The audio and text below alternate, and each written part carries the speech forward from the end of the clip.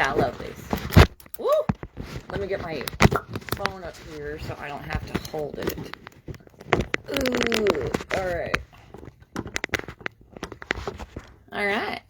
How's everybody doing? It is Friday. For most of us, that's a good thing. For some of us, we work weird hours and we work all the time. So, it's up to you.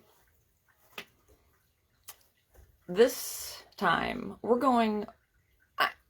I want to talk about dating a little bit. It's going to go over 5 minutes. I already know it. However, I'm okay with it. So, dating is supposed to be fun. You guys realize this? I mean, yes, we're going to have the horrible stories, and yes, we're going to have the bad dates. But we're also going to have good ones with people that were great, we're just not attracted to. The whole idea of dating, the whole reason you date, is to find someone you're compatible with, that you want to spend time with for the rest of your life. And in order to do that, it's a numbers game. So you're going to have to go on a few dates to find the person you like. You go on these dates and you ask questions and you see if you even want to see them again. Do you want to spend more time with them? Do you like them? Are they someone you enjoyed talking to? Did they listen? Anything that you can catch on to that you need to pay attention for the next time is just bonus. If it sucked and they were horrible and you left early, that's a great story. That's what it is. Dating is supposed to be fun, so let's keep it fun. Just remember, either when you go on a date, you're either going to, go on another date, or you're not. I don't understand why we make this so difficult. It's just a date. It's just an interview. It's just to see if you want to be with them. That's all it is. You can get as cute as you want just so you feel powerful. You can shave everything down and you can look hot. Go, feel confident. Know going in that whether or not this person works for you, it can be fun. It doesn't have to suck because you don't want to have their babies. Both ways. Men, if you get there and she's not your type, you can still be a gentleman. You can still have a good date. It doesn't have to be do or die every time, because you're gonna have the suck dates, I promise. We all have them. If you have a good story, by the way, let me know. All right, let's talk about when you guys do start dating. I took some notes. Esther Perel is one of my mentors, and I love this woman to death. She's ridiculous. You should go look her up. It's where I get a lot of my thoughts from. But when you start a new relationship and you use rituals, whatever you want to call them, when you use things that you do together, it starts to create a sense of shared, of us, of becoming, of integrating, of sharing your space, your life, all these things. So it leaves you and it starts to become an us. And that's important, because if you start dating and you've decided that this is who you're going to be with, then it doesn't become just about you anymore. It does become about the other person. And not all of us realize that, but even in dating, you're showing that person how you're going to be for the rest of your life. What you expect, what you allow, what your boundaries are, what you're good with, what you won't do, what you will do, what you might do, what you might need time before you decide you want to. But it's all very important. When you start dating, you're leaving just you and you're becoming more of an us. So how do you create that? Well, it could be songs. Did you find that one song that strikes you both, or the song you listened to when you had that first dance, or when you met, or was on the phone when you were talking? Did you find a song? Have you created a playlist? Have you put even music in general? Like, what about events? Are there events that you both love to go to and that kind of becomes your thing? It starts to become us. And yes, be an individual. Yes, do things without them. Yes, absolutely spend time with your friends without your partner. But we're talking about the first stages of dating. You don't want to you want to be with them. So start creating things that you can do together. Music is a really, really good one. What's the next one? Ooh, hobbies. What do you guys like to do together?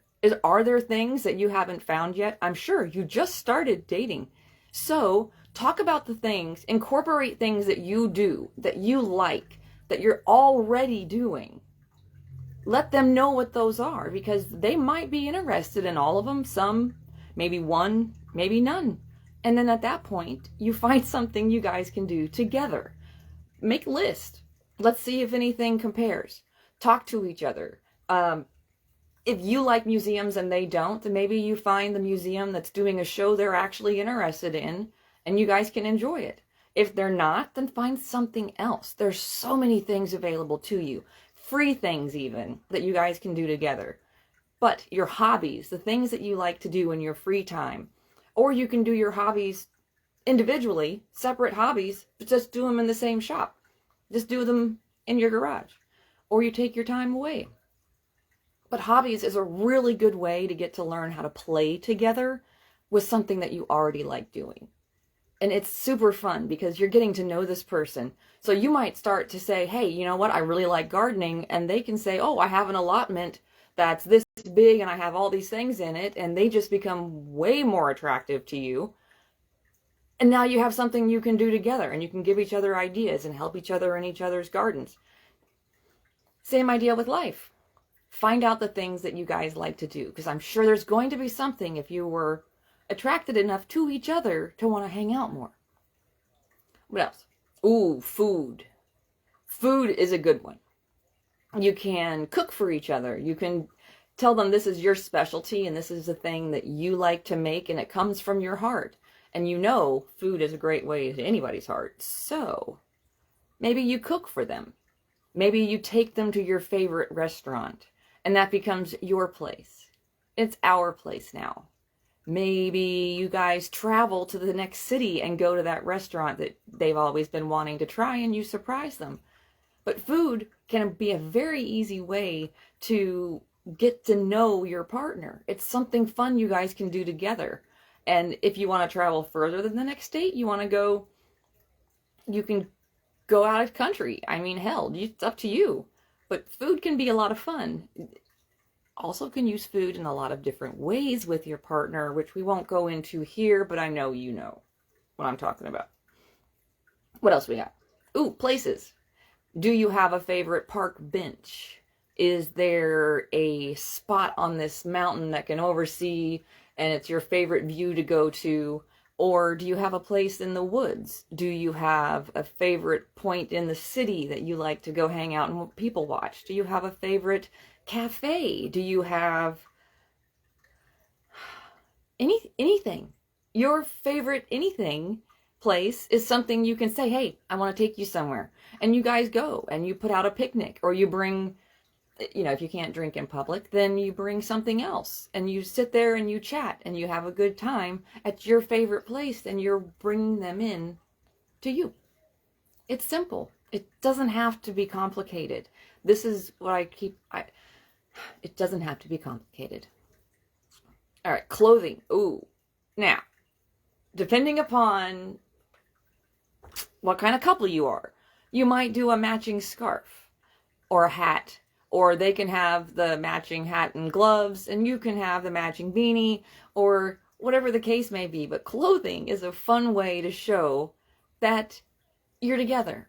And it doesn't have to be you wear them when you are together, but when you head to work and you throw that scarf on, you'll think of them.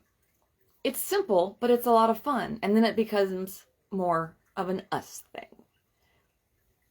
What items would you choose if you were going to do this with your partner? My last partner, I had matching hoodie. Oh, I should have worn that. Dang, I didn't even think about it. We had matching hoodies and a few other ridiculous things because we were that couple and we didn't mind, and it was fun for us. But not everyone wants to do that.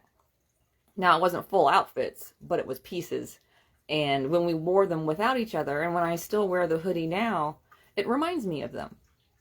Simple. Simple. Ooh, a big one. the transition from dating into becoming a little bit more serious is that empty drawer. It shows that it just shows that you're willing to let them in. If it's too soon, it's too soon. But when you're ready and you pull out that empty drawer and you say, here's a spot for your stuff in my home, that's a big deal to people. And it's such a small thing.